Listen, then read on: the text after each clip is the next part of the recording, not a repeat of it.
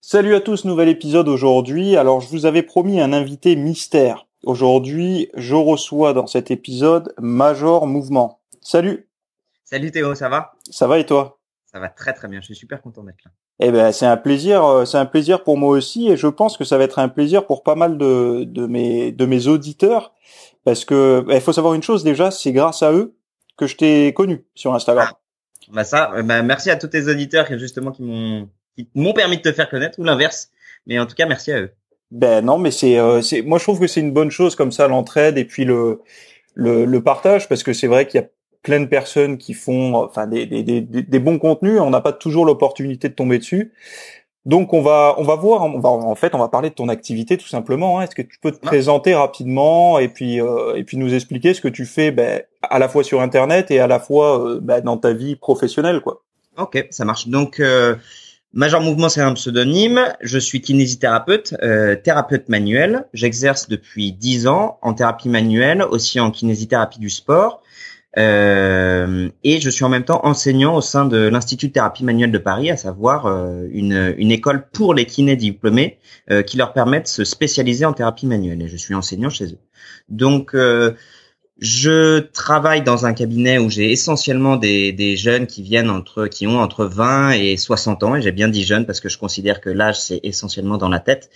Et qui viennent régulièrement pour souvent les mêmes problèmes, des problèmes de dos, des problèmes d'épaule, des problèmes de genoux.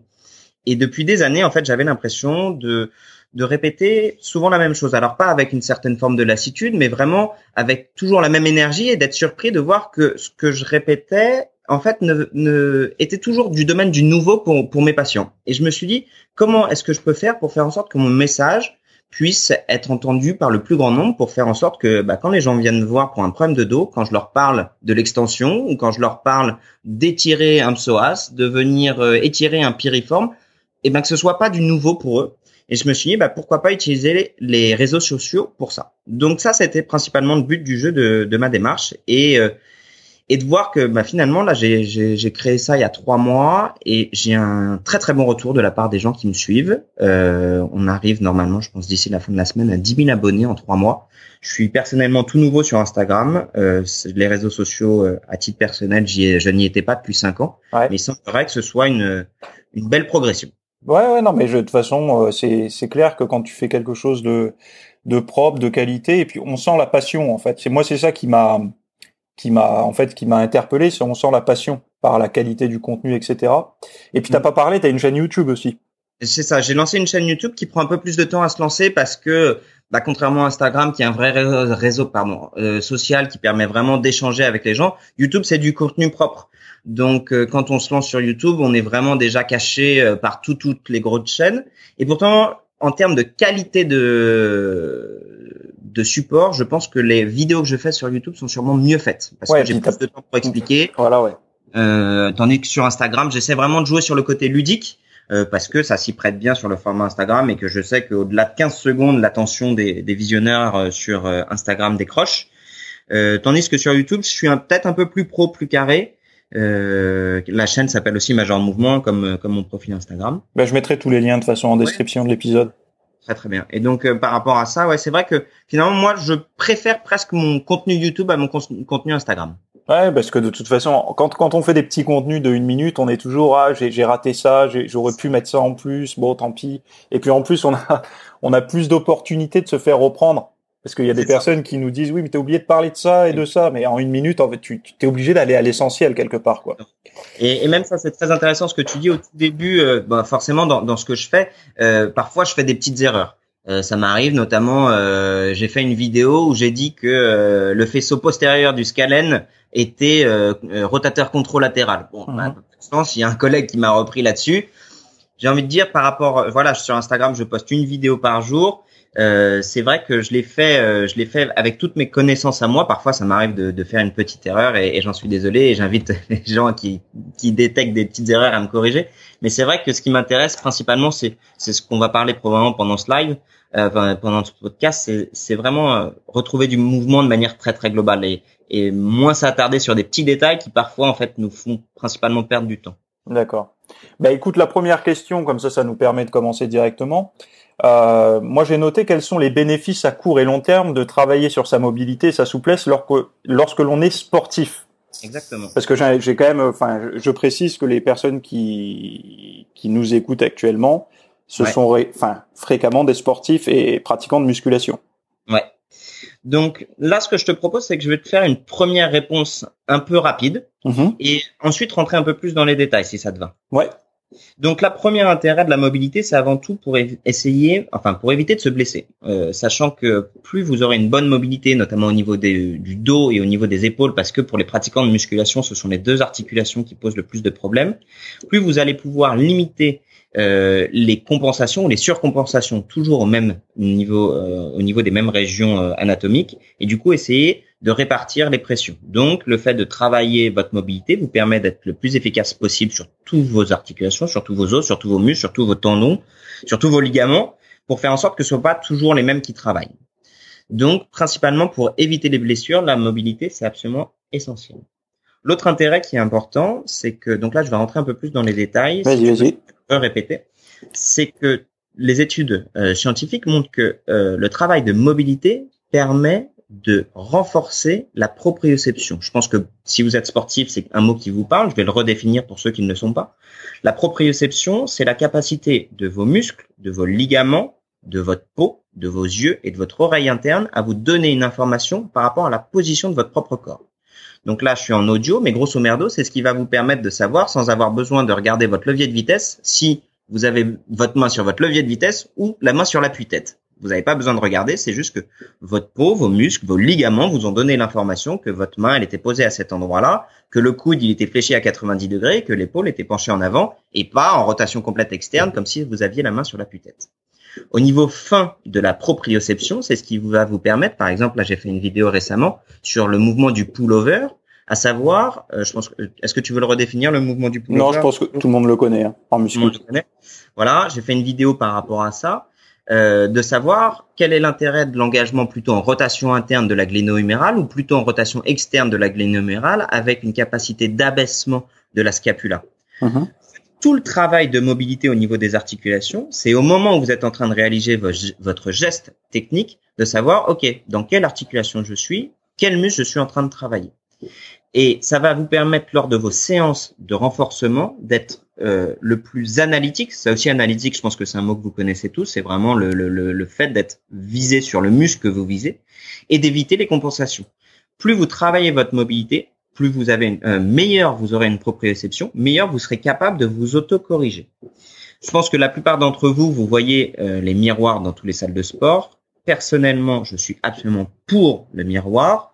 Après, pour les questions d'ego, pour les questions de m'as-tu vu, c'est un autre débat, je vais même pas rentrer dedans. Mais par rapport, en fait, le miroir, nous, on utilise un mot très technique, mais qui est finalement le reflet, qu'on appelle le biofeedback, à savoir quel est le retour visuel de la tâche motrice que je suis en train d'engager. Donc, quand vous êtes devant votre miroir, on va prendre un mouvement encore plus simple, on va prendre le biceps curl, de sentir, encore une fois, je suis Théo, tu n'hésites pas à me corriger sur les noms, par rapport à la muscu, ce genre de choses-là. Moi-même, je le pratique un tout petit peu à titre très personnel et je le pratique plutôt sur des gestes anatomiques dont je connais pas les noms. Non, bah après c'est du curl biceps à la barre classique. Exactement. Quoi. C'est peut-être le petit problème qu'on aura lors du live, donc je te fais confiance par rapport à ça. Pas de souci. Pour me corriger si jamais je me trompe, mais sur le curl du biceps, de sentir que vous êtes vraiment sur le biceps, sur la portion de fléchisseur au niveau du coude, ou s'il y a une compensation au niveau de sa portion de flexion au niveau de la gléno-humérale. Est-ce qu'il y a un engagement au niveau des genoux, du bassin pour donner un petit peu de mouvement d'accélération et utiliser la balistique pour venir chercher le curl? Est-ce qu'il y a une compensation peut-être au niveau du grand pectoral ou au niveau des dorsaux? Tout ça, en fait, c'est quand vous êtes devant votre miroir, avoir un feedback, donc avoir un retour visuel sur la tâche motrice que vous êtes en train d'engager. Et j'encourage un maximum d'entre vous à travailler devant le miroir pour vous dire, OK, qu'est-ce que je suis en train de travailler? Quels sont mes systèmes de compensation possibles? Où est-ce que je le ressens? Pourquoi? Parce que la proprioception, tu me dis, Théo, si jamais je suis trop long, évidemment. Non, mais c'est parfait. Par rapport à la proprioception, il y a cette phase de prise de conscience qui est absolument nécessaire. On va revenir à quelque chose de très très simple pour que vous puissiez tous comprendre. Je vous souhaite à tous de savoir écrire, mais comment est-ce qu'on a appris à écrire? On a passé notre temps à prendre un stylo quand on avait entre 5 et 7 ans et à répéter sur des lignes et des lignes et des lignes et des lignes. Et qu'est-ce qu'on faisait? On écrivait le A et puis on comparait si le A précédent était le même que le A suivant.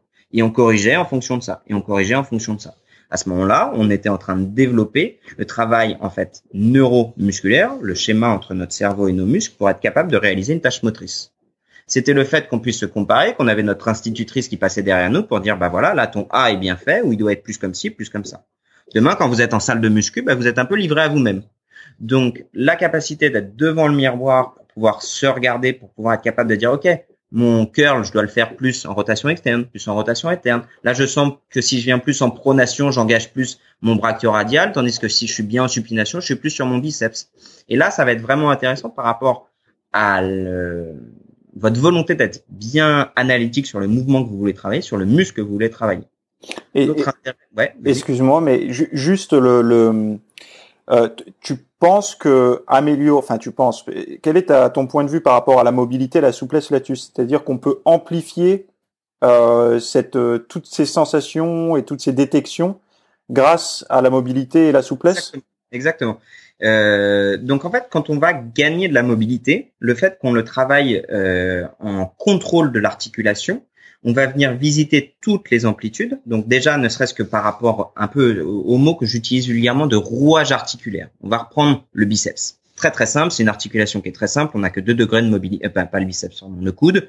On n'a que 2 degrés de mobilité, à savoir sur la flexion-extension et sur la pronosupination. Ça, je pense que tout le monde sait ce que c'est.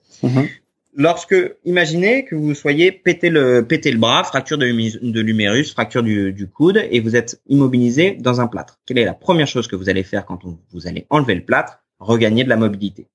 Donc, c'est-à-dire, vous allez venir travailler la flexion, l'extension, la pronosupination pour être capable de récupérer une flexion du coude complète, une extension du coude complète. Imaginez demain que vous allez aller à la salle de muscu sans avoir regagné la mobilité. Vous allez avoir donc une restriction de mobilité au niveau du coude. Votre flexion ne va pas être complète, votre extension ne va pas être complète, votre pronosupination ne va pas être complète. Si vous mettez en charge une articulation qui n'a pas tous ces degrés de mobilité, vous allez venir mettre en contrainte des composantes articulaires, la capsule, le ligament, les fascias, les tendons, les muscles, parce que déjà, ne serait-ce que pour réaliser le mouvement de flexion-extension à vide, ils vont être obligés de lutter contre eux-mêmes. C'est-à-dire, c'est comme si vous vouliez rouler avec votre voiture avec le frein à main. Et donc, bien souvent, on peut directement embrayer là-dessus. Ces nombreuses tendinites, en fait, se déclarent pas parce que vous mettez en charge, mais parce qu'au sein de votre propre corps, vous avez des restrictions articulaires, musculaires, parfois de fatigue un peu globale, qui fait que vous êtes en train d'utiliser votre voiture avec le frein à main. Le moteur chauffe, c'est votre tendon qui commence à couiner, et puis vous, qu'est-ce que vous allez dire? Tiens, j'ai mon moteur qui chauffe, il faut que j'arrête mon moteur, certes, mais le jour où vous allez redémarrer votre moteur et que vous n'avez pas enlevé votre frein à main, votre moteur va chauffer exactement de la même manière. La tendinite, je schématise, mais c'est un peu ça l'idée. C'est-à-dire qu'à un moment donné, on a augmenté les contraintes sans avoir la capacité de mobilité. Et du coup, ça a augmenté les contraintes au niveau du tendon, et le tendon flambe un petit peu. Et du coup, finalement, là, tu parlais d'une blessure, donc une blessure accident, par exemple, une fracture ou autre, mais une personne qui pratique, on va dire, de la musculation à but hypertrophique, sans s'intéresser du tout ni à la mobilité, ni à sa souplesse, pendant, on va dire, 5 à 10 ans, va finalement réduire son champ d'amplitude articulaire. C'est ça. Donc, va se payer des blessures d'usure, finalement. C'est ça. Alors, c'est vrai que par rapport à ça, j'entends beaucoup, heureusement pour eux, des contre-exemples. C'est-à-dire des mecs qui se sont jamais étirés, des mecs qui ont des circuits training qui sont un peu anarchiques, qui leur convient à eux et qui ne se blessent jamais. Moi, je les appelle des Highlanders et je leur dis bravo les gars. Enfin, ça convient pour vous de pas avoir une bonne hygiène musculaire, articulaire, alimentaire, d'entraînement. Mais pour la plupart d'entre nous, si on n'a pas une bonne routine de mobilité, on s'expose, comme tu le dis, à des contraintes et à des systèmes d'usure qui vont se mettre en place petit à petit. Je vais prendre un exemple très concret. Moi, comme je vous l'ai dit, j'ai des patients qui sont assez sportifs, qui ont entre 30 et 60 ans. Là, en ce moment, il y a une grosse mode au niveau du CrossFit. Et j'ai pas mal de types, voilà, qui travaillent toute la journée, qui sont assis toute la journée et qui vont s'envoyer au CrossFit comme des maboules. Le CrossFit, moi, comme toute activité sportive, je valide, même si, comme toute activité sportive, elle peut occasionner des dégâts, mais on n'est pas là pour parler de ça. On pourra peut-être faire une parenthèse si ça t'intéresse, mais la plupart des box met à votre disposition des séances de mobilité. Et je suis assez surpris d'avoir des mecs en face de moi qui me disent, bah voilà, je comprends pas, je fais du sport et je commence à avoir des douleurs au niveau de mes tendons, je commence à avoir des douleurs au niveau du dos, et pourtant je fais du sport 3 fois par semaine. Et je leur demande, d'accord, ok, bon, est-ce que t'es passé de 0 séance par semaine à 3 fois par semaine du jour au lendemain, ou est-ce que t'es passé pendant 6 semaines de 0 à 1, puis pendant 6 semaines de 1 à 2, et pendant 6 semaines de 2 à 3? Ils me disent, non, j'ai tout commencé du début à la fin. Enfin, de 0 à 3. Donc déjà, là, on passe de pas d'activité sportive, pas de contrainte au niveau des tendons, pas de contrainte au niveau des muscles, à grosse activité lourde. Bon, déjà, par rapport à ça, l'entraînement n'est pas tout à fait adapté, finalement, de quelqu'un qui passe de 0 à grosse intensité d'entraînement. Ah oui. En plus de ça, c'est des gens qui ne vont pas faire les watts de mobilité. Et là, je leur dis, mais c'est pas possible, tu peux pas demander à ton muscle de mettre énormément de contraintes sur ton travail musculaire sans à côté lui apporter un peu de bien-être, un peu de relâchement tissulaire. D'accord. Je rentre parfois un peu dans les détails. Non, mais c'est bien, en fait, c'est bien. Et puis même, il y a ce côté, où tu as bien pris l'exemple on va dire, celui qui travaille en mode sédentaire et puis qui, du jour au lendemain, puis en plus choisit le sport qui est peut-être alors je veux pas te dire le plus dangereux parce que c'est pas plus dangereux qu'un autre, j'imagine, mais qui est en tout cas très violent. C'est ça. Donc par rapport à ça, c'est vrai que bon, moi j'ai toujours mon œil de thérapeute, hein, c'est-à-dire que le sport aujourd'hui le plus dangereux, c'est le ski, hein, c'est-à-dire qu'en termes de nombre de personnes qui pratiquent et de nombre de blessures, c'est le ski. Et ensuite, c'est le football. Donc le CrossFit est loin derrière. Par rapport à ça aussi, je relativise un petit peu. Je me dis, ok, demain au CrossFit, qu'est-ce que les gens vont se faire? Principalement des tendinites, c'est chiant. Bon, so what?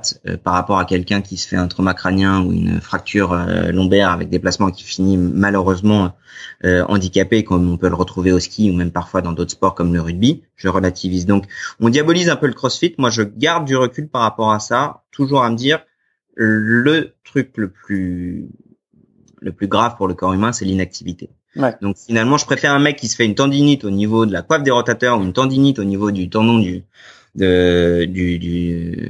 tendon rotulien plutôt qu'un type qui est en surpoids et qui risque de faire un AVC à 50 ans parce qu'il a jamais fait de sport de sa vie. Donc je schématise un petit peu, mais c'est pour contrecarrer pour moi les gens qui disent quoi, mais t'es kinésithérapeute, tu cautionnes le CrossFit. Moi, je prends l'argument complètement inverse, à savoir, ok, les gens qui font du CrossFit, ils sont souvent assez passionnés, ils ont retrouvé un lien social, ils ont retrouvé une activité qui leur plaît, qui s'adapte à leurs horaires de travail. S'ils se blessent un peu au niveau des articulations, bon bah, pour moi, le jeu en vaut la chandelle quelque part. Après, tu sais, le taux de blessure dans le CrossFit, il y a un débat là-dessus. Mais après, ce qu'il faudrait, je pense, étudier aussi, pour faire la comparaison, c'est peut-être que le CrossFit est aussi plus motivant pour les débutants, ce qui permet aux débutants de s'entraîner plus souvent. Et donc, du coup, tu fausses un petit peu les données, taux de blessure, etc. Parce que si le gars, il fait de la muscu classique, mais qu'il n'est pas motivé parce qu'il est tout seul et il y va que 3 fois par mois, et au CrossFit, il est motivé, il y va 3 fois par semaine, c'est pas du tout le même échantillon de personnes, quoi. T'as tout compris. Et là, t'as dit un mot surtout qui est essentiel. T'as dit le mot débutant. C'est ce que j'ai expliqué. On peut pas passer de 0 à 3 entraînements par semaine. Mécaniquement, pour le corps humain, ce n'est pas possible. Surtout si on n'a pas un vrai passif de sportif, ou même parfois, on peut avoir un vrai passif de sportif. Tu le sais, bon, c'est là pour le coup, scientifiquement parlant, c'est peut-être moins prouvé, mais notre corps a une mémoire musculaire. Et j'ai vu pas mal de gens qui avaient été sportifs de très très haut niveau, qui ont coupé pendant 4-5 ans et qui se sont remis dans du sport amateur, et c'est à ce moment-là qu'ils se blessent. Pourquoi? Parce qu'ils veulent remettre la même intensité que quand ils étaient sportifs de haut niveau, au niveau amateur, alors qu'ils ont fait une coupure pendant 5 ans. Au niveau musculaire, ils sont plus aussi préparés, ils mettent la même intensité, et souvent comme ça qu'ils se blessent parce que leurs muscles, leurs tendons n'ont plus les mêmes capacités que ce qu'ils avaient avant. Oui. Mais ça me permet de rebondir sur une autre question. Alors, dans notre domaine, quelles sont les pathologies les plus récurrentes? Alors, quand je dis notre domaine, c'est les pratiquants de musculation que toi, tu as pu traiter pendant ta vie professionnelle, quoi. Alors, les deux trucs les plus fréquents, c'est ceux que j'ai cités tout à l'heure, à savoir la tendinite d'épaule et les problèmes au niveau du dos. Je vais attaquer par le dos parce que quelque part c'est celui où je me sens le plus à l'aise, mais aussi c'est presque celui qui touche le plus de monde et c'est aussi celui qui est le plus entre guillemets simple à traiter. On va faire une petite parenthèse, si tu veux bien, sur la hernie discale, parce que je pense que ça concerne pas mal de monde.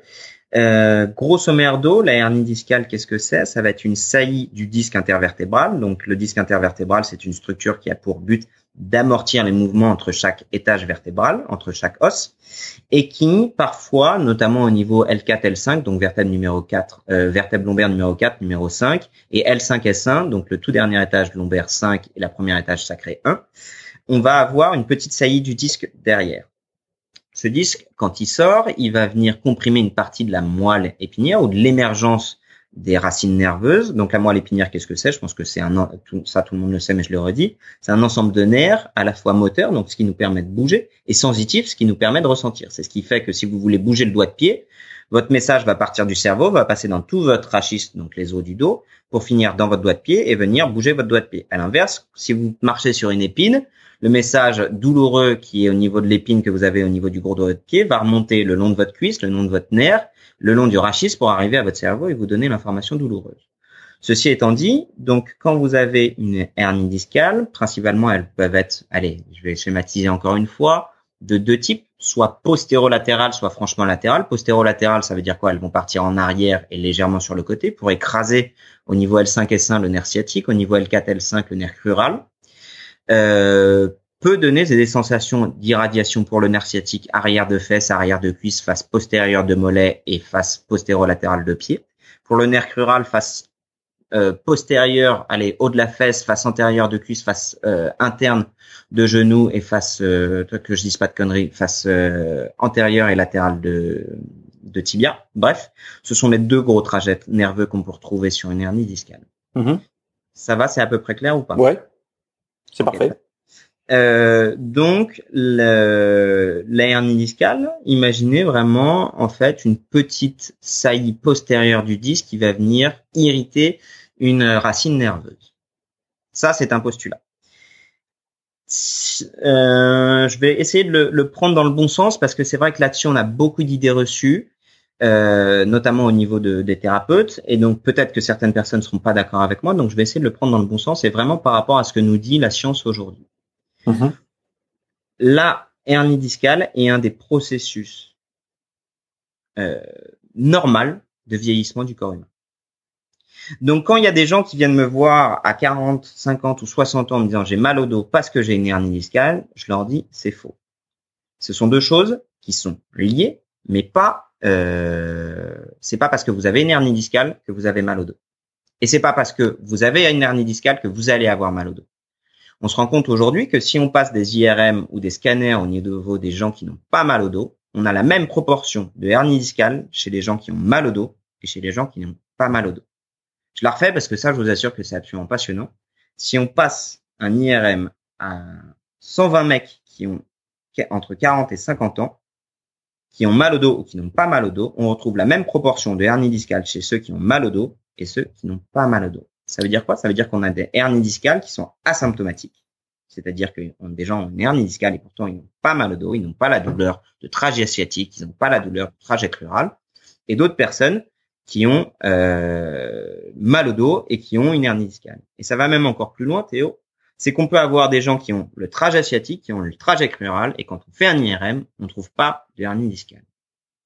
Et donc, par rapport à ça, on a cette idée reçue énorme qui est de dire « Oh mon Dieu, j'ai une hernie discale, ça en est fini pour moi, je vais devoir laisser tomber toutes mes activités sportives parce que je suis foutu et que je veux préserver mon dos pour les 40 et 50 années à venir. » La hernie discale, je leur ai dit, c'est un processus de vieillissement normal. Ce qui compte, c'est de savoir pourquoi on a une hernie discale. Et donc là, on revient à ta toute première question par rapport aux mobilités. En effet, si on va prendre un exercice, je pense que tout le monde connaît, le soulevé de terre, on est d'accord que si vous faites un soulevé de terre avec une mauvaise position du dos, vous allez augmenter les contraintes sur votre rachis lombaire, augmenter les contraintes sur votre disque et augmenter le risque de survenue d'une hernie discale. Donc, c'est hyper important lorsque vous commencez à faire un soulevé de terre, de faire un soulevé de terre d'abord à charge à vide, et lorsque vous commencez à le charger, d'être en permanence devant votre miroir ou avec un copain qui est capable de vous corriger pour s'assurer que votre dos soit dans une bonne position, à savoir légère extension, position neutre, et éviter principalement la flexion. Après, il y a quelque chose par rapport à... Je rebondis juste sur ce que tu as dit tout à l'heure par rapport on va dire, on a aux hernies dormantes, quoi. En gros, on n'aurait pas connaissance. Est-ce que tu pense qu'il y a une phase finalement aiguë de la hernie discale et une phase dormante. C'est-à-dire que moi, autour de moi, je connais plusieurs personnes qui ont eu, et qui ont une hernie discale et qui sont passées par une phase aiguë, vraiment au niveau de la douleur, et qui aujourd'hui ont pu récupérer, on va dire, l'entraînement, etc., sans douleur. Exactement. Donc tu fais bien de me le rappeler parce que c'est vrai que bon, j'ai énoncé pas mal de choses et là tu viens de dire probablement quelque chose qui est le plus essentiel, à savoir faire le distinguo entre la phase aiguë et la phase que tu dis dormante, nous on appelle finalement plutôt chronique. La phase aiguë, c'est vraiment une phase où là il est important d'aller consulter. Pourquoi? Parce que sur la hernie discale, même si je l'ai un peu banalisé sur le coup d'avant, on sait qu'il y a des hernies discales qui sont graves et qui nécessitent une opération chirurgicale d'urgence. Ces cas-là, c'est quoi? C'est au moment, je vous ai parlé tout à l'heure du trajet moteur et du trajet sensitif des nerfs, c'est quand on a un déficit moteur. C'est-à-dire que vous avez l'incapacité de bouger votre gros doigt de pied. Vous essayez de bouger votre gros doigt de pied et le gros doigt de pied ne bouge pas. Là, c'est une urgence médicale, chirurgicale majeure. Vous devez aller consulter très rapidement un médecin ou aller aux urgences en disant, voilà, vous pouvez même pas forcément avoir mal au dos, mais depuis tant de temps, et là, faut agir assez vite, je ne peux plus bouger mon gros doigt de pied. Ou j'ai un vrai trajet d'irradiation sensitif où là je sens tout le trajet. Là on est plutôt sur une irradiation sensitive, mais là aussi ça constitue une phase aiguë de la hernie discale et là il est important d'aller consulter. Et là c'est votre médecin qui va vous aiguiller. Donc tu as bien fait de me le répéter parce que c'est vrai que je me suis un peu emballé tout à l'heure quand j'ai voulu banaliser la hernie discale justement pour dire les gens n'ayez pas peur, mais il y a quand même deux cas où là c'est médecin d'abord. Le cas aigu. D'accord. L'autre cas aigu qu'on peut retrouver, c'est finalement on n'a pas ni ce déficit moteur, ni ce trajet sensitif, mais vraiment quelqu'un qui se lève le matin après une grosse séance de sport ou après avoir fait un déménagement, et là, qui peut plus bouger du tout, qui a une douleur au niveau, on parle d'échelle visuelle analytique de la douleur, le VA, je crois que c'est ça, bref, le VA, où la personne décrit une douleur de 9 sur 10. Elle peut plus bouger, elle est tétanisée, elle peut avoir des sueurs froides, et là c'est horrible, elle se demande ce qui se passe. En gros, voilà, elle se réveille avec un énorme spasme musculaire qui est des crampes partout dans le dos et la personne ne peut plus bouger. Là, c'est une phase aiguë de la lombalgie, de la douleur lombaire qui peut être ou non liée avec une hernie discale. Là aussi, il faut aller consulter. On a des traitements médicamenteux, des traitements kinésithérapeutiques. Parfois, l'ostéopathie peut tout à fait aider, parfois d'autres techniques aussi, pour pouvoir sortir de cette phase aiguë. Donc, si on doit garder un message clair par rapport à tes auditeurs, phase aiguë, c'est un traitement médical qu'il vous faut. L'autre phase, la phase dormante, la phase chronique, c'est finalement vous avez eu des antécédents de phase aiguë, vous en êtes sorti avec l'aide de la médecine habituelle, et puis finalement vous êtes au moment où vous voulez reprendre votre activité. Donc c'est là où la kinésithérapie, pour moi, prend tout son sens, c'est d'être capable de dire à un type qui veut reprendre du sport avec un antécédent, de dire ok, avec ton kiné, on va reprendre étape par étape pour éviter que tu ne te reblesses. À savoir, c'est ce que je disais tout à l'heure, pourquoi tu t'es créé une hernie discale? Et ben finalement, on va se rendre compte que sur son mouvement de soulevé de terre, la position du dos n'était pas bonne. Pourquoi la position du dos n'était pas bonne? Parce qu'il n'avait pas une bonne proprioception au niveau de ses muscles du dos. Et du coup, il n'était même pas capable de s'auto-corriger. Et du coup, à chaque fois qu'il faisait ses soulevés de terre, petit à petit, il avait une mauvaise position accumulée. Donc c'est quelqu'un chez qui on va redissocier vertèbre par vertèbre, et je vous assure que c'est comme ça que ça se passe, étage par étage au niveau du bassin, au niveau des vertèbres du lombaire, au niveau des vertèbres dorsales, pour redonner une bonne prise d'information, une bonne mobilité pour que le type, le jour où il va retourner à l'entraînement, ce qu'on essaie de faire une fois qu'on est sorti de la phase aiguë, qui peut prendre parfois une semaine, qui peut prendre parfois 6 semaines, qui peut prendre parfois 3 à 6 mois, une fois qu'on est sorti de la phase aiguë, pour reprendre l'entraînement au bout d'1 mois, 2 mois, 3 mois. Et donc reprendre progressivement, et là c'est du travail au cas par cas, c'est pour ça que c'est difficile de faire sur YouTube, savoir vraiment ok comment le mec qui est en face de moi, ou comment la nana qui est en face de moi bouge, et comment je peux lui apporter une correction pour éviter qu'il ne se reblesse. Non, mais déjà, ce qui est important, c'est que les gens comprennent qu'il y a différentes phases et qu'il y a des solutions pour revenir. Exactement. Donc ça c'est le message, je pense, le plus important. Exactement. Surtout ceux qui nous écoutent, il y en aura certainement parce qu'il va y avoir le mot-clé hernie discale. Donc du coup, il y a des gens qui aujourd'hui, en nous écoutant, sont dans la phase aiguë et sont complètement en panique. Voilà. Donc je pense que c'est important d'avoir un discours qui se veut. On va voir, enfin, à la fois sensé, mais aussi encourageant pour l'avenir. Exactement, c'est exactement sensé et encourageant. C'est-à-dire, en fait, voilà, vraiment être capable de faire le tri. Et là, c'est votre médecin qui va vous aider à faire le tri. Et puis savoir dans quelle case vous vous trouvez. Et comme je vous ai pris l'exemple de celui qui se bloque le dos le matin, honnêtement, c'est très très douloureux. Mais moi, quand j'ai un type comme ça qui arrive, je suis pas plus alarmé que ça. Hein. C'est-à-dire, bon, bah, on a eu un épisode hyperalgique. Je vous invite, d'ailleurs, je pense que tu peux la mettre en lien. C'est un exemple que j'aime bien mettre. Je sais pas si vous vous rappelez, Nadal avait eu pendant une interview une crampe au niveau du mollet. Et on connaît la capacité d'encaissement physique au niveau des douleurs des sportifs de très haut niveau. Et on voit Nadal littéralement, mais ultra algique, ultra douloureux, qui finit couché sur la table en pleine interview devant 25 caméras et qui finit couché sur la table tellement il est pris d'une crampe. Alors c'est une simple crampe au mollet, mais on peut voir au niveau de sa tête le côté très je l'ai mal dit, très douloureux que certains muscles peuvent avoir quand ils se spasment.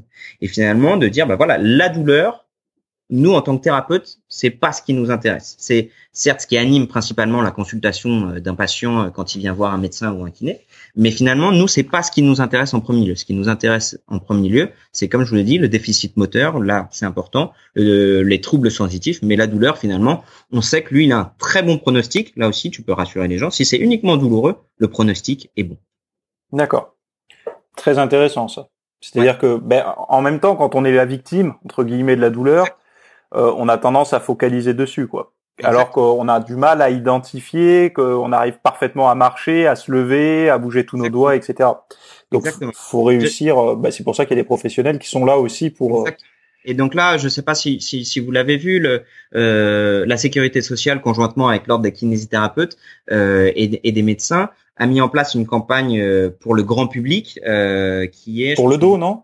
Pour le dos, exactement. Ouais. Le bon traitement, c'est le mouvement. Il me semble que c'était ça. C'est ça, ouais. C'est sur les abribus. Exactement, sur les abribus. Donc en fait, ça résume tout à fait ce que je disais, à savoir, bon, on sort de la phase algique. Allez, on reprend l'exemple de ce fameux mec qui a fait un déménagement pour aider ses copains, qui est sportif ou pas, qui a soulevé un canapé de la mauvaise position, qui se réveille le lundi matin, le dos complètement bloqué. Et puis on s'aperçoit que finalement, ce type-là, on a des meilleurs résultats, on a un meilleur pronostic si on le remet relativement vite, c'est-à-dire relativement sous 2-3 jours, en activité. C'est-à-dire qu'on fait un arrêt de travail en fonction, encore une fois, on passe par la case médecin parce que c'est le médecin qui va être capable de faire le triage, en savoir, ok, on est uniquement sur quelque chose de très douloureux ou on est sur d'autres complications possibles. Donc encore une fois, allez voir un médecin. Mais une fois qu'on est sorti du médecin, de dire ok, ça marche. Maintenant, je sais que si je suis uniquement sur une phase très douloureuse, mon pronostic est bon et que je vais pouvoir rebouger. C'est justement le fait de rebouger qui va faire passer la douleur.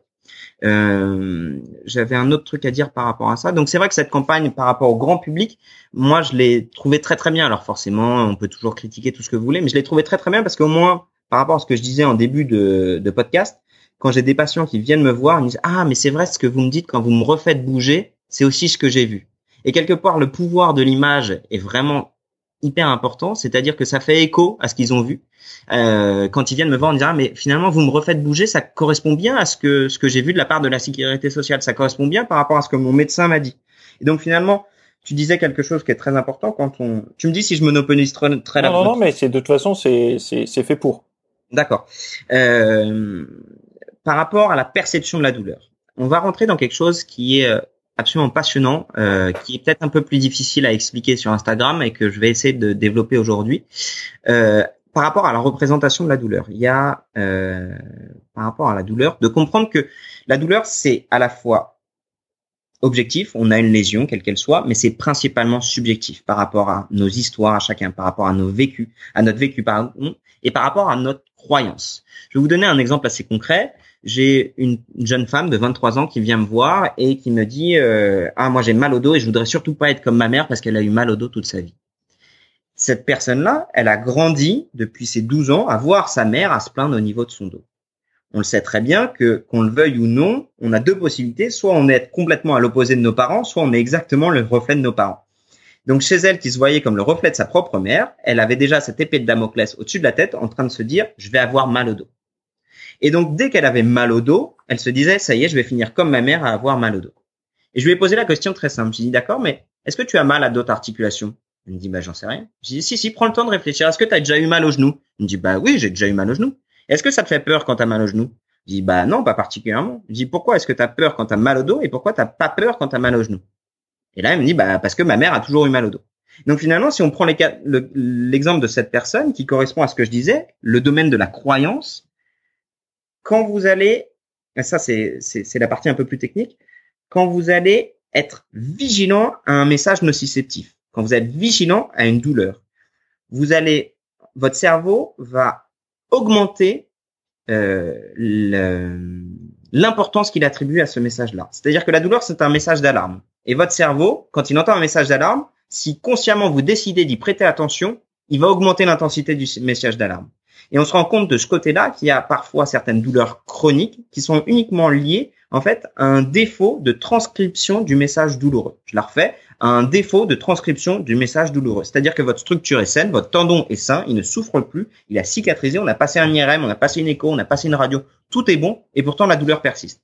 Pourquoi? Parce que votre cerveau, pendant des semaines, pendant des mois, parfois pendant des années, a continué à considérer ce message douloureux et à le prendre avec importance. Pourquoi? Parce que ce message douloureux, il a l'accumulation à la fois d'un message douloureux initial, mais à la fois une accumulation de vos peurs, de vos craintes, de vos croyances, qui fait que votre cerveau l'a considéré, a été de plus en plus attentif à ce signal d'alarme-là. Ça me permet de rebondir juste sur quelque chose qui correspond en fait parfaitement. Je regardais une conférence sur la psychologie des émotions récemment, et il y a des études qui démontrent que les pessimistes, en fait, ils ont un champ de vision qui est très réduit. C'est-à-dire qu'ils vont se concentrer essentiellement sur les détails. Exactement. Alors que les optimistes plus sur une globalité. C'est ça. Et au niveau de la douleur, finalement, ça serait peut-être pareil. Comme tu t'expliquais tout à l'heure, elle est pessimiste, elle se focalise que sur le dos, mais elle oublie finalement que globalement, elle va plutôt bien et que parfois, il lui arrive d'avoir mal ailleurs aussi. Exactement. Donc, ce que tu dis, c'est très très vrai. C'est passionnant. Les neurosciences aujourd'hui nous permettent d'aller de plus en plus loin par rapport à la compréhension de la douleur. Il y a une vidéo, je sais pas si tu pourras la mettre, qui est sur YouTube. Alors, c'est des Canadiens qui l'ont faite, ils l'ont traduite en français partout dans le monde, qui s'appelle, je crois, Chronic Pain en anglais, même en français. La compréhension de la douleur, c'est un petit, tu sais, dans un style de Draw My Life, où il explique très très bien en 5 minutes. J'espère que tu pourras la retrouver pour la mettre en lien. En 5 minutes, la différence entre les douleurs algiques, donc vraiment les 2-3 premiers jours, les 3-4 premières semaines, où là, en effet, aller voir un médecin, et puis finalement, une douleur qui finit par traîner. Et là, on comprend surtout la pluralité des sources de la douleur. La pluralité, c'est-à-dire les différentes causes possibles d'une douleur qui persiste. Et je t'invite vraiment à la mettre en lien parce que si j'oublie ou si je la trouve pas, j'invite les auditeurs en fait à la mettre en commentaire directement. Si quelqu'un la connaît, en commentant sur YouTube, là directement de mettre le lien si j'oublie ou si je trouve pas. Sinon moi je le ferai. Mais c'est vrai que cette vidéo est bien faite. Elle permet de relativiser pas mal et de comprendre aussi, comme j'essaie de le dire un maximum dans tous mes posts, le rôle de chaque praticien de santé. Parce que cette vidéo, elle va vous parler à la fois du médecin, elle va vous parler du chirurgien, elle va vous parler du kiné, elle va vous parler de votre diététicien, du psychologue aussi, on en a parlé, par rapport à toutes ces personnes-là qui peuvent vous aider par rapport à une douleur aiguë ou chronique. Ouais, donc on est bien d'accord que la douleur, c'est pas uniquement le kiné qui peut solutionner le problème. Non, bien sûr que non. Ça, bien sûr que non. Et c'est faux. Hein. Moi, ça m'arrive bien souvent d'avoir un patient qui m'est adressé, mais sur lequel je ne suis pas efficace ou je sais que je ne serai pas efficace, et de le renvoyer vers un spécialiste. Et c'est aussi important de préciser que le patient ou le pratiquant est tout autant acteur que le professionnel de santé pour guérir finalement. Là, je pense que tu pourrais pas mieux résumer cette situation-là. On est de plus en plus en train de revenir là-dessus sur l'engagement du patient par rapport à sa propre thérapie. Je vais te donner un autre exemple. J'étais il y a 3 semaines à une conférence sur la hernie discale.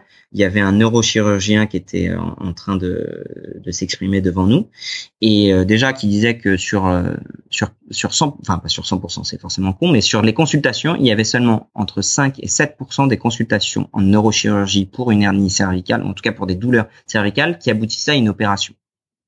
D'accord. Donc, ça reste, même des gens qui vont voir un neurochirurgien, lui, il n'en opère que 5 à 7%. Donc, bien souvent, ah oui, ça, j'en parle, bien souvent, les gens ne veulent pas aller voir un chirurgien de peur que le chirurgien les opère. Je vous rassure, Les chirurgiens, ils ont du boulot par-dessus la tête. Ouais. Et quand ils opèrent, c'est vraiment parce qu'ils estiment que pour vous, c'est la meilleure solution. Alors vous avez toujours la possibilité d'avoir plusieurs avis. Si pour X raison, l'avis qui vous a été donné, après ne multipliez pas les 36 avis parce qu'ils ont beaucoup de travail. Mais si vous allez voir 36 chirurgiens pour arriver à une solution, c'est que probablement le problème vient plutôt de votre propre part. Mais les chirurgiens, ils veulent pas ouvrir tout le monde à tire-larigot. Ouais. Bon, surtout pour trifouiller le système nerveux. Oui, ils ont d'autres choses à faire et c'est des mecs qui sont essentiellement quand même très professionnels. Donc bref, pour en venir à cette conférence où lui, il finit par opérer des gens en ambulatoire, c'est-à-dire de dire voilà, c'est vous qui arrivez le matin par vos propres moyens, vous arrivez en voiture, vous descendez en marchant au bloc opératoire, c'est vous qui vous allongez sur la table d'opération et le plus rapidement possible, on essaie de vous faire rentrer chez vous. Rien que ça, ce sont des petits gestes symboliques. Il a mis en place une application qui vous permet en amont, un mois en avance, d'avoir tous les détails de vos opérations. Il a mis en place une ligne téléphonique disponible 24 heures sur 24. Vous pouvez appeler un kiné, une infirmière, un neurologue, un médecin pour pouvoir répondre à vos questions. Là où c'est intéressant, c'est qu'il s'est rendu compte que par rapport à ce protocole-là où il rend le patient ultra acteur de sa santé, eh bien en fait, on diminue la médication derrière, on diminue le nombre de consultations, on diminue le temps d'hospitalisation, on diminue les effets secondaires de tout ce que j'ai cité juste avant, et on retrouve aussi une diminution de coûts de santé.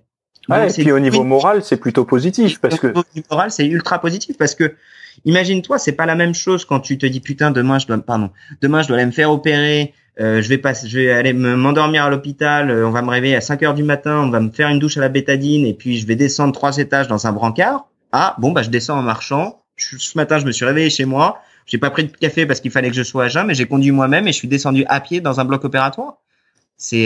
Non, mais c'est en fait ça donne une dimension facteur risque zéro quoi finalement. J'y vais, c'est comme si je me faisais détartrer les dents presque quoi. Presque. Comme tu dis, on s'est compris, mais ouais non mais c'est dans la tête c'est pas pareil. Et donc, pour un anxieux, je pense que ça peut être plutôt bénéfique quoi. Exactement. Et donc là, j'ai pris l'exemple de la chirurgie pour vraiment prendre un exemple qui va loin, mais nous en tant que kinésithérapeute, c'est vraiment le côté acteur du patient. Il est essentiel, c'est-à-dire que on préconise bien souvent des exercices à faire à la maison, et moi je leur dis et j'invite les kinésithérapeutes à m'écouter, les patients qui m'écoutent, à dire si votre kiné vous donne des exercices, c'est pour que vous les fassiez. C'est pas juste pour se faire mousser l'ego ou pour vous faire plaisir. C'est-à-dire que 95% du job, c'est le patient qui va le faire derrière. Pourquoi ? Parce que 99,9% du temps, il est pas dans sa séance de kiné. Il est en train de vivre sa propre vie. Donc si je vais vous donner un exemple par rapport à ça, j'avais un patient qui vient pour une douleur de syndrome rotulien, donc trop de contraintes au niveau du syndrome rotulien. Je fais 2-3 séances machin avec lui, les étirements, les mobilisations, le renforcement spécifique, et ça continue à traîner. Et je lui demande mais qu'est-ce que tu fais ? Il me dit je continue à faire mon renforcement, et je lui demande qu'est-ce que tu fais ? Il faisait des box jump, sauf que c'était pas sur des box, mais il sautait sur une table qui était à 1m20 de haut. Il sautait, il rebondissait, et lors de sa phase de rebond, il refaisait 4-5 micro squats bas pour rebondir. D'accord. Et moi, mon protocole de renforcement, c'était seulement un petit protocole de renforcement en excentrique sur la phase de course externe du quadriceps. Donc si moi, je lui fais faire des exercices ultra gentils, mais que derrière, le mec, il se fait une session de renforcement de ma boule, ma séance à moi, elle est complètement flinguée, et lui, il continue à creuser, j'allais dire pas sa propre tombe, c'est mal dit, mais à creuser le problème, quoi. D'accord. Donc, faut être acteur, mais faut être un bon acteur. Ouais. Bon, on a vu bien sur la douleur, sur on va dire les pathologies, enfin la pathologie surtout au niveau du dos. Ouais. Est-ce que t'as parce que t'as tellement de petites vidéos là comme ça sur ton Instagram ou même sur YouTube, des exercices ou des vidéos d'exercices à conseiller aux pratiquants de musculation. Alors, je précise encore une fois, musculation, je parle fitness, culture physique, hein, pas musculation pour l'aviron ou pour le sprinter ou autre. Est-ce que tu aurais quelque chose à conseiller, des liens de vidéos ou des types d'exercices ou sur quoi se concentrer finalement? Ouais. Donc pour le dos, on en a déjà pas mal parlé. Je vous invite à regarder ma vidéo sur YouTube sur les idées reçues de l'étirement du dos. J'ai beaucoup parlé du dos, peut-être que je vais faire encore 30 secondes sur le dos, après je vais passer à l'épaule parce que ça touche aussi pas mal de monde. Sur l'étirement du dos, les gens me disent souvent moi je comprends pas, j'ai mal au dos alors que je m'étire le dos. Et souvent ils me proposent uniquement de l'étirement du dos en flexion. Or, on le sait, un muscle doit à la fois être étiré, mais il doit aussi être renforcé. Et si vous imaginez que le dos ne s'étire qu'en flexion, c'est une erreur, puisque le dos, il est capable de bouger dans 6 directions, en flexion, en extension, rotation gauche, rotation droite, inclinaison gauche, inclinaison droite. Et après, on peut cumuler tous ces paramètres pour être le plus spécifique de tous ces muscles. Donc, j'ai fait une vidéo un peu idée reçue par rapport à ça, de dire que votre dos, pour le préserver, vous devez le mobiliser, l'étirer dans tous les sens. Une autre chose, une vidéo qui était assez intéressante, c'est par rapport à la mobilité du bassin. C'est probablement la vidéo qui a fait le moins de vues et pourtant c'est probablement, je pense, la vidéo la plus importante. Elle est pas glamour du tout. C'est apprendre à être capable de bouger son bassin en rétroversion, en intéversion. On sait l'importance de l'intéversion, de la rétroversion par rapport au mouvement de squat, de deadlift, de tous les mouvements de musculation de manière générale. Je pense que s'il devait en rester qu'une seule, ce serait celle-là. Pour pouvoir être capable d'éviter de se blesser, il faut être capable d'avoir une rétroversion, une antéversion active et contrôlée dans tous vos mouvements de musculation. Et moi, par exemple, je te coupe juste, mais j'ai solutionné plus ou moins mes douleurs bas du dos, grâce au travail du psoas, moi. Exactement. Bon. Donc, mais du vrai, avec la bonne posture et tout, parce que les petites vidéos, enfin les petites photos qu'on voit souvent c'est des postures de yoga, tu sais, qu'on nous montre. Ils montrent pas finalement le travail du bassin. Quand on travaille bien le bassin, on se rend compte que finalement on peut pas tendre autant la jambe derrière, quoi. C'est exactement ça. C'est qu'il faut pas confondre en fait l'extension de hanche avec une antéversion de bassin ou une lordose lombaire. Par rapport à ça, c'est vrai que 3 muscles qui sont vraiment clés par rapport à une bonne mobilité du bassin, c'est le psoas, le piriforme qu'on appelle aussi le muscle pyramidal. J'ai montré une vidéo justement par rapport au syndrome du pyramidal qui peut en fait donner un tableau type sciatique et en fait on est uniquement sur une irradiation du nerf sciatique ou une sciatalgie qu'on appelle, qui marche très très bien, qu'on peut vite faire partir avec un bon levé de tension au niveau du piriforme. Là encore une fois, allez voir un médecin pour savoir s'il s'agit d'une sciatique vraie avec compression discale ou d'une sciatalgie uniquement liée par rapport à un spasme du pyramidal. Bref, c'est un peu technique, mais je pense que les gens comprendront. Et l'autre muscle qui est clé, enfin ça fait 4, mais les abdos et les ischios. Donc en gros, qui sont tous les muscles qui viennent s'insérer sur la région du bassin. Pour être capable d'avoir une bonne mobilité articulaire musculaire, il faut avoir des muscles qui soient mobiles. Je finis la parenthèse sur le dos. Donc tout ça, tu pourras soit mettre les liens, soit sur mes vidéos YouTube. C'est vraiment les toutes premières que j'ai faites parce que rien qu'en ayant une bonne mobilité du bassin, on solutionne beaucoup de problèmes au niveau des lombaires. Et d'ailleurs, je suis assez surpris par rapport à ça. C'est principalement le but du jeu de mon intention avec Major Mouvement, c'est de montrer qu'avec des exercices simples, d'abord maîtriser l'exercice simple avant d'aller chercher un diagnostic compliqué. Par rapport aux épaules, l'épaule, voilà, je vais y revenir. C'est vrai que je suis désolé pour tous ceux qui écoutent depuis tout à l'heure, qui attendent l'épaule. Tu pourras probablement mettre pour l'épaule, c'est à partir de 45 minutes d'enregistrement pour qu'ils évitent la demi-heure sur le dos. Pour l'épaule, c'est un peu plus chiant parce que l'épaule, de mémoire, je crois qu'on a 19 muscles qui sont tout autour de l'épaule. Le supraépineux, le biceps, l'infraépineux, le grand rond, le petit rond, le grand dorsal, le grand pec, le petit pec, le sous-clavier. Bref, tout ça, ce sont des muscles qui peuvent être un peu compliqués et qui doivent être bien compris, à savoir tous les muscles de la coiffe des rotateurs sont principalement des muscles stabilisateurs. Si on commence à mettre ces muscles en contrainte sur des mouvements de renforcement, notamment à but de renforcement musculaire type hypertrophie, et qu'on saute des étapes, ce sont des muscles qui sont essentiellement tendineux. Et donc, si vous allez trop vite, trop fort, ce sont des muscles qu'au bout d'un moment, vous allez épuiser, fatiguer, et sur lesquels vous allez mettre un risque de développer une tendinite à la suite. Donc finalement, toujours la même chose pour en revenir à ta première question, l'intérêt d'être capable de bien dissocier la rotation externe de la gléno-humérale du mouvement. On va rentrer un peu dans les détails. Donc la rotation externe de la gléno-humérale va avoir comme compensation de mouvement de sonnette médiale au niveau de l'omoplate. Donc sonnette médiale, vous imaginez, vous mettez vos deux mains devant vous. Ça, ce sont vos deux omoplates. La sonnette latérale, c'est lorsque vous allez faire au niveau de votre omoplate droite un mouvement anti-horaire et la sonnette médiale un mouvement horaire. Et donc là, vous vous rendez compte que votre omoplate, elle est capable de glisser finalement un peu en rotation anti-horaire ou horaire, c'est le mouvement qu'on appelle de sonnette. Et donc ces mouvements de sonnette s'accompagnent des mouvements de rotation au niveau de la gléno-humérale. Et donc pour éviter de trop solliciter toujours et encore les mêmes tendons de la coiffe, il est important d'engager l'omoplate soit en sonnette médiale, soit en sonnette latérale.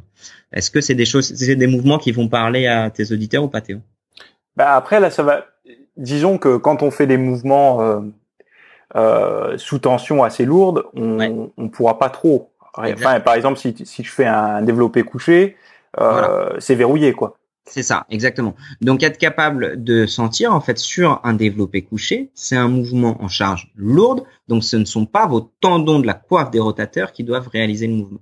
Donc, sur un mouvement de développé couché, le mouvement que vous devez sentir, ça va être principalement au niveau des pecs, au niveau des grands dentelés.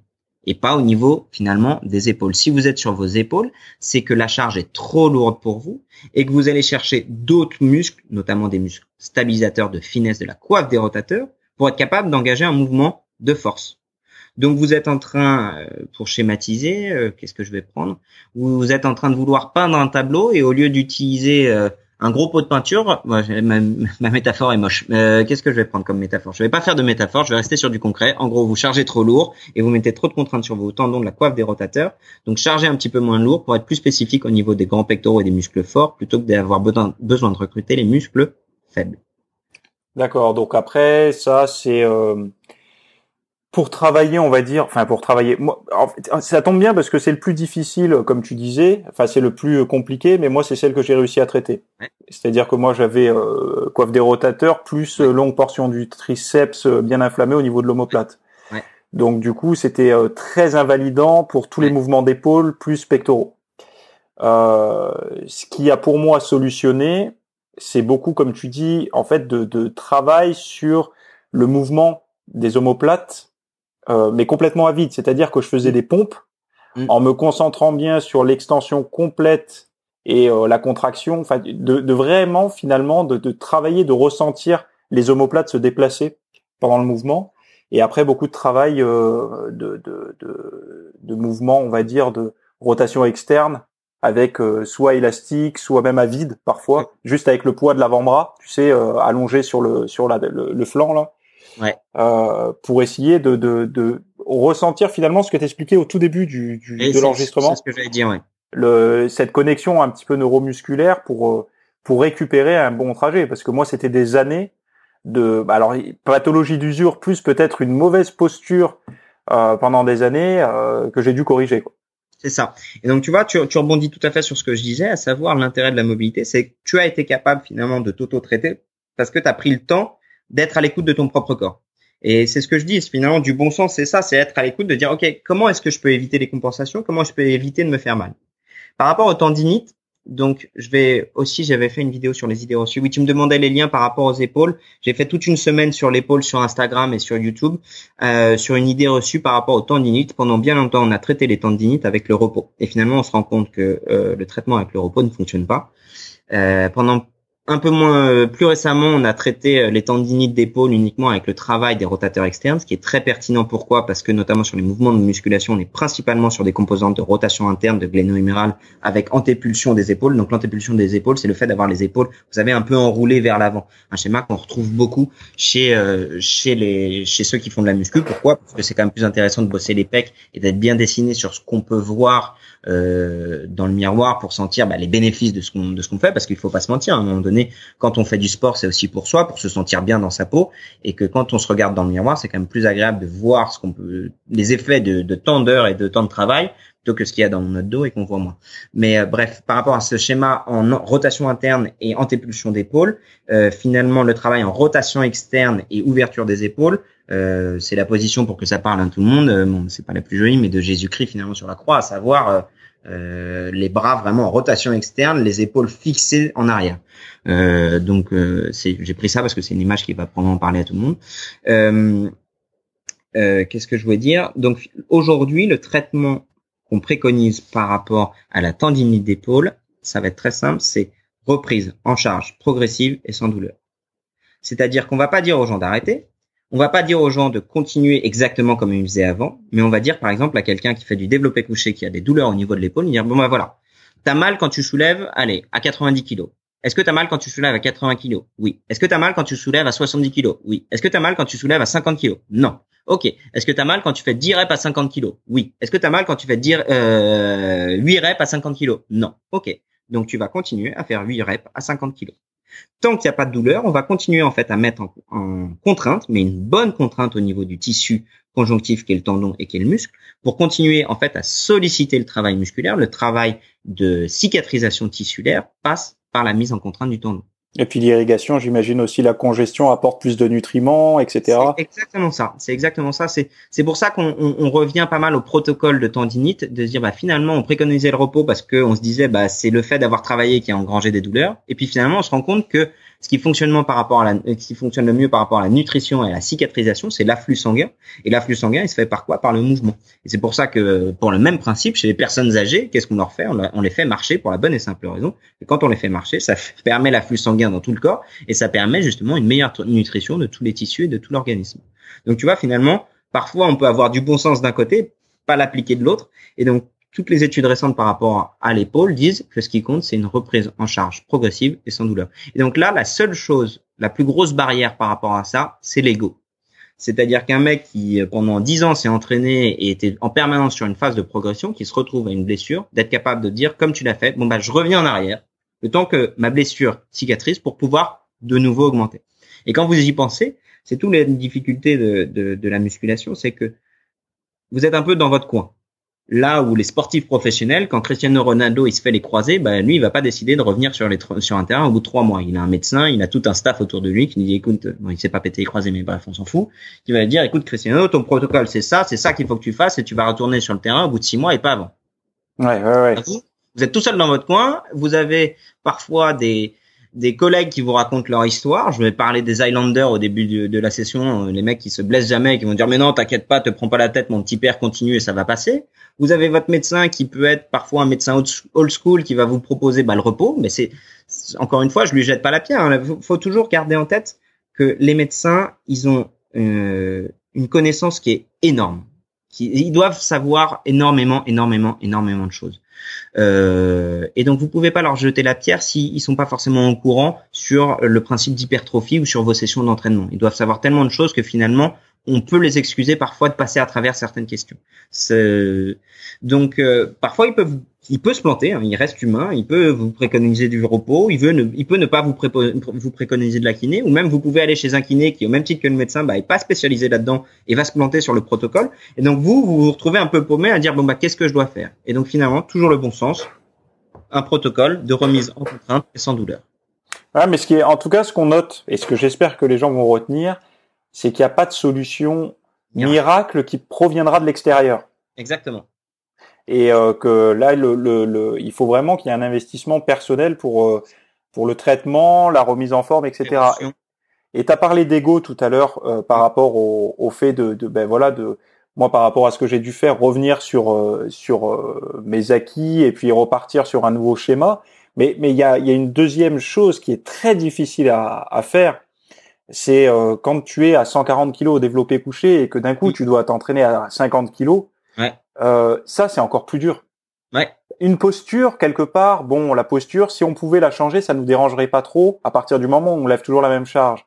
Mais revenir, de diviser ses charges par 2, ça par contre ça fait mal quoi. Et puis l'entraînement peut être moins motivant. Moi après j'aimerais juste encourager les gens par rapport à ça. Je suis revenu aussi fort qu'avant. C'est ça. Et je suis pas un Highlander. Exactement. Voilà. Donc t'as très bien résumé. C'est que ça peut être dur, mentalement c'est dur, et pourtant il faut continuer à être assidu. Encore une fois, je pense que vous pouvez, si vous avez besoin d'inspiration, motivation, vous trouverez pas mal sur YouTube ou même parfois sur Canal Canal Plus, des reportages intérieur sport où vous voyez vraiment le quotidien des sportifs de haut niveau, la gueule qu'ils font quand ils sont blessés. Bon, il y a tout l'enjeu financier évidemment derrière, mais c'est principalement la passion de plus pouvoir être sur les terrains qui est très très dur à faire. Donc, ce qui pour eux ne plus être sur un terrain de football, c'est pour vous ne plus être capable de soulever 150 et pendant un temps d'être capable uniquement de continuer assidûment à travailler à 40 ou à 50 kilos. J'avais vu les Américains en parlent énormément sur Instagram. Vous savez, moi c'est principalement eux ma source d'inspiration. Il y a 3000 kinés américains qui font ce que je fais. Moi, là, où actuellement, je suis un des rares. Et j'encourage n'importe quel kiné à le faire, à poster sur Instagram, justement, même s'ils sont pas d'accord avec ce que je dis par rapport au partage d'informations. C'est absolument passionnant et ça permet de faire des rencontres comme avec toi, Théo. Mais je me suis un peu perdu du coup là-dedans. Non, mais tu parlais que tu suivais beaucoup les Américains, voilà. etc. Les Américains, justement, par rapport à ça, où voilà, ils disaient, lorsque vous êtes au-dessus de votre charge de travail, c'est un entraînement. Lorsque vous êtes équivalent à votre charge de travail, c'est une maintien de votre niveau. Quand vous êtes en dessous de votre charge de travail, c'est quand vous faites de la rééducation. D'accord. C'est une belle image. C'est une belle image. Et ça permet, oui, de remettre les choses. Et puis ça permet aux gens aussi. Il y a pas mal de gens qui écoutent là. Et ce soir, ils vont sortir de leur zone de confort à l'entraînement, je pense. C'est ça. J'aimerais bien. Alors, moi, j'ai noté. Parlons de la vie de tous les jours. Le travail sédentaire assis nécessite-t-il des exercices particuliers pour équilibrer la posture et les tensions, relâchement? Donc, par rapport à ça, je vais te répondre la même chose que je réponds aux patients qui viennent me voir. La réponse, elle est inclue dans ta question, finalement. Tu parles de travail sédentaire d'un type qui est tout le temps assis, et évidemment que anatomiquement, l'être humain n'est pas fait pour être assis. Quand on est assis, on va venir mettre certains muscles en position courte, notamment le psoas, les abdominaux, et avoir un moins bon bras de levier au niveau des muscles postérieurs, notamment des spinaux, qui nous permettent de nous tenir droit.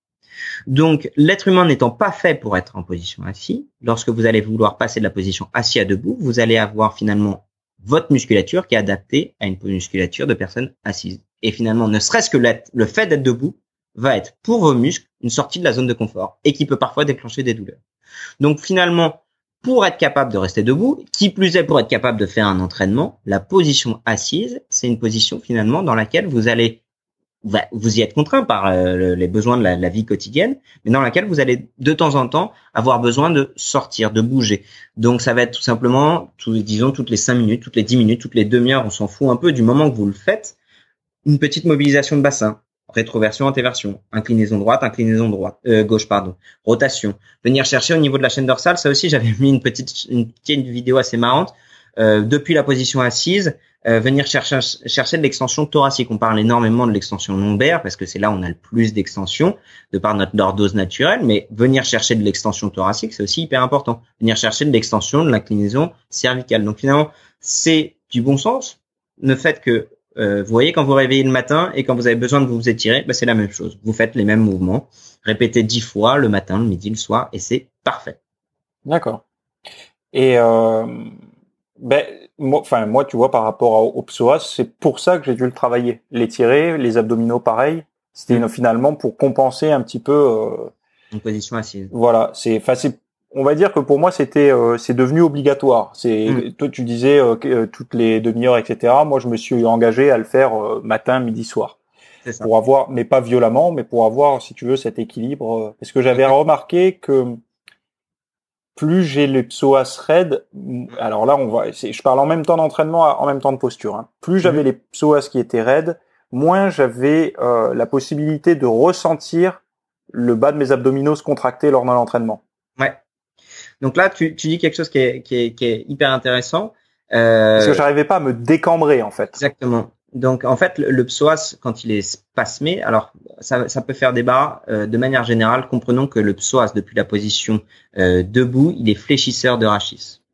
Donc, je suis pas tout à fait d'accord avec toi, Théo, quand tu dis j'arrive pas à me contracter par rapport au psoas, mais je suis d'accord avec toi quand tu peux dire que finalement un psoas spasmé va venir shunter, c'est-à-dire couper tes afférences proprioceptives et va faire en sorte que de toi-même tu vas pas être capable d'avoir une bonne position du bassin. Pas tout à fait la même, mais le résultat est le même. Donc le psoas, lorsqu'on est assis, il va venir maintenir une flexion de bassin, maintenir une flexion de hanche au même titre que les abdominaux. Et donc, si on y passe 5-6 heures par jour en position assise, ils vont être finalement raccourcis et vous allez avoir plus de mal lors de vos sessions d'entraînement à réussir à les détendre, à les relâcher s'ils sont en permanence fermés. Je fais juste une petite parenthèse au niveau du psoas. On parle beaucoup de l'intérêt de l'étirement du psoas, on parle jamais de l'intérêt du renforcement du psoas. Là encore une fois, la posture, il faut bien comprendre que c'est du cas par cas. On va pas traiter de la même manière quelqu'un qui a des antécédents au niveau des hernies discales et quelqu'un qui a des antécédents de scoliose et quelqu'un qui a des antécédents de spondylolisthésis et quelqu'un qui a aucun de ces antécédents-là.